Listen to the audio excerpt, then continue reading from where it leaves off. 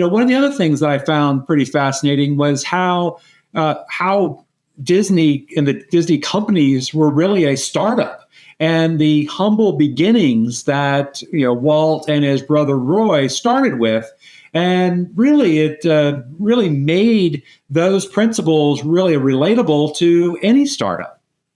Yeah, it's fascinating. A lot of people forget that about the company. In fact, Walt went bankrupt once and almost twice, but he was certainly stubbornly persistent.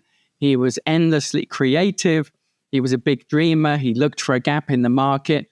And in this case, after he'd already had success with the movies, he had this idea one day of creating a clean, safe, family-friendly theme park which revolved around stories where families could go and enjoy a day out in the happiest place on earth. So that was kind of the genesis of the business. And of course, Walt and Roy together did a lot of things right, but they also made a lot of mistakes. And I think that's fascinating too, especially when you sort of think about the startup phase of the business.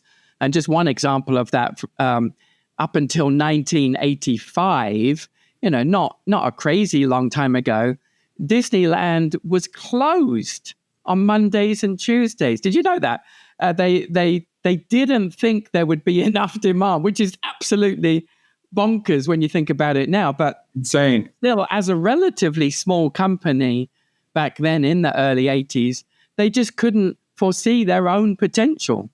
So if you enjoyed this clip and you'd like to benefit from more monetization secrets, go and register now for Monetization Daily. You can go to monetizationresearch.com to get it. It is a free newsletter that is absolutely awesome. It is delivered to your email inbox, and it contains lots of great monetization tips, tactics, and strategies that you will love. Again, head on over to monetizationresearch.com to get it now.